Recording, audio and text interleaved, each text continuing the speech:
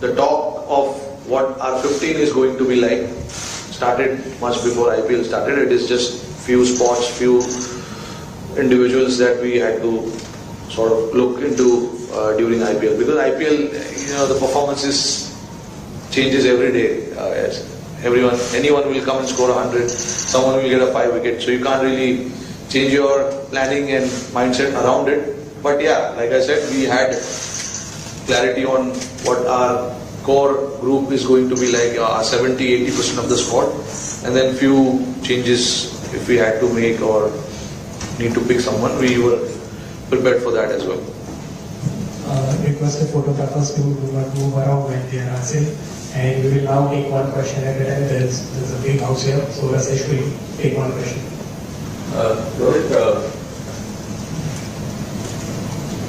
you were there you were captain the last World Cup. Any sort of lessons in squad formation you think that you wanted to consider in regard to this World Cup? And in that sense, any improvements that you would have considered in the discussion group in the top order? You're looking at someone like Yashasvi to open with you, or is there an option to open with there? All the options are open. I'm going to go to West Indies and see what is right and what can be done, because the pitch is there. I don't know, we've never played in New York, so I don't know how the pitch will be there. We've played in West Indies, but again in West Indies as well, we're playing in different venues every game.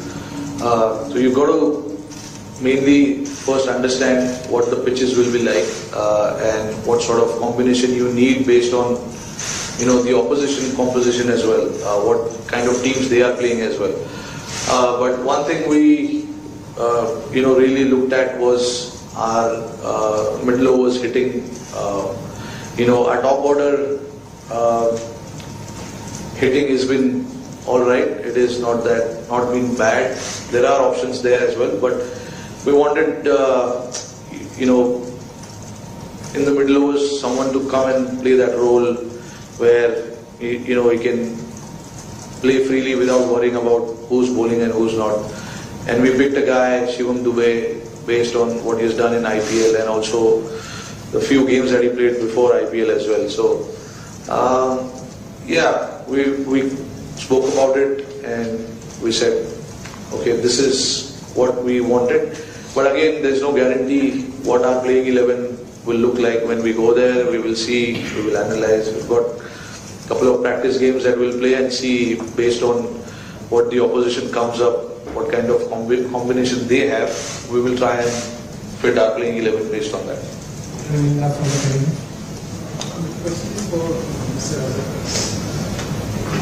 The question is for the Chief Selector. Is how big a concern is Hardik Pandya's form? And whether his form was any change in the vice captaincy discussed with him? Not really. No, nothing discussed with regards to vice captaincy. That's one answer. Form, you want all guys to be in good form. I think he's come after a longish layoff. The good part that we've looked at is he's gotten through all the games so far for MI. And we've got another month and a little bit till we play our first game. So we know he's doing that, and the hope is that he keeps building on that form. So as long as he stays fit, we know what he brings, how much balance he gives the team. I don't think there's a replacement for the things that he can do as a cricketer at the moment, especially when it comes to the way he bowls. Really gives balance. I think he'll give Rohit options to play different combinations. So his fitness for us is critical, and so far, fortunately, he's gone okay in this IPL. Ajit, my question is, what are it was to not a big play like Rinku Singh, because he could be the man, it has been difference. Yeah, it's probably the toughest thing that we've had to discuss. Frankly, he's done nothing wrong, nor a Shubman Gill for that matter. It's again the combinations. Like Rohit said, we're not quite sure what conditions we'll get, so we wanted to try and have enough options. There are a couple of wrist spinners that were included in the squad, Chahal and Kuldeep, to give Rohit more options. Akshar again, a batting all-rounder or bowling all-rounder rather. It's just unfortunate. I don't think it's anything to do with Rinku Singh. It's not his fault that he's missed out. It's more the 15 that we felt gives with two keepers who are both terrific batters. There's already extra batters sitting out, whoever doesn't play. So we just thought to have another bowling option might be handy going forward in the tournament. He's still one of the travelling subs. That's how close he was. It's a little bit tough on him, but at the end of the day, you can only pick 15. Alright, Devanshik Verma from the PKL. Coach or captain, anyone of you can answer this? You can answer. Anyone of you can answer this. The rationale behind selecting four spinners and 3 fast bowlers, has it something to do with the general knowledge that the pitches in the Caribbean tend to be slower on the slower side?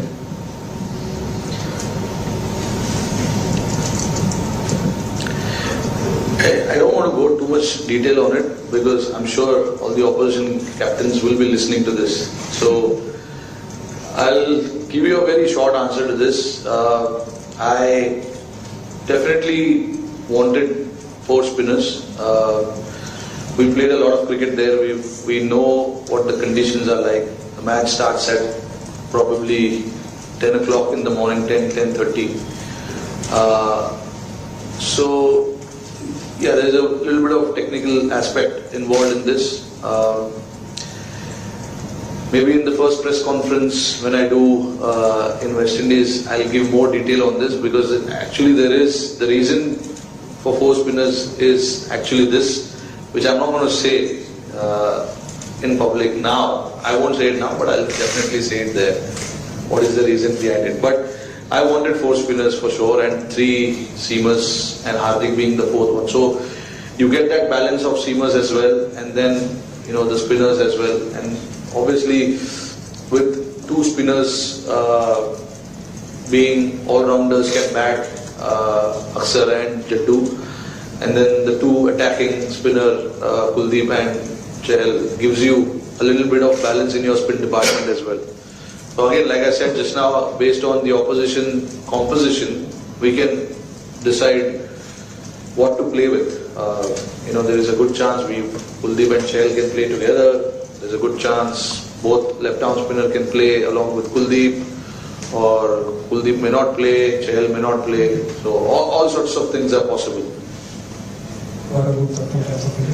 Ajit, throughout this IPL, there's been a bit of discussion around Virat Kohli's strike rate. Is that something that was up for discussion in the selection meeting as well?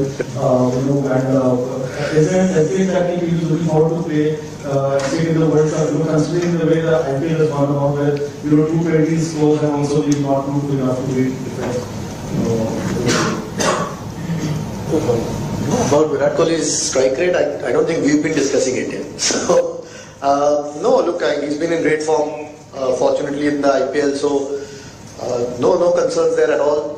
With regards to how it's going in the IPL, you're still going to a World Cup. It's still international cricket. There is still that gap there. So you've got to prepare knowing that there is that gap there, and that's where experience does matter a lot. So, no, I mean, if the tournament turns out to be like how the IPL is, where 220 plays 220, I think we've still got enough in the team, the balance or the power that you can match that. So no, there's no real point overthinking.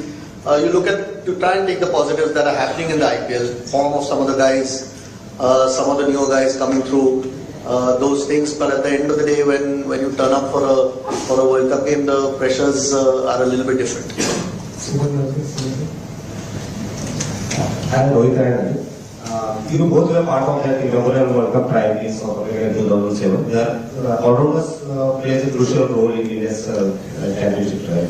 So, what kind of role you both are expecting particularly from Hardik and Shivam in this competition, and especially with the ball? I mean, expect them to do what they are doing in the IPL. Unfortunately, Shivam hasn't bowled a single over in IPL, but he's a seasoned cricketer who bowls a lot of overs in red ball cricket, so he knows how to bowl. It's just that when he plays that T20 format, it's just about a little bit of skills coming into the picture. The bowlers with some kind of skill set have good chances of having success in this format. So I'm honestly will be expecting if we need Shivam to bowl few overs, he will be bowling few overs. And same with Hardik as well. He's been bowling regularly in IPL whenever it's been required. He's come and bowled. Like Ajit said, he's played all games. So fitness-wise, there's no issue. So yeah, I mean, all-rounders ka jo bhi role hai, they're supposed to do that. Bat, bowl, field, take some catches. Community group and the coaches and some of the players as well.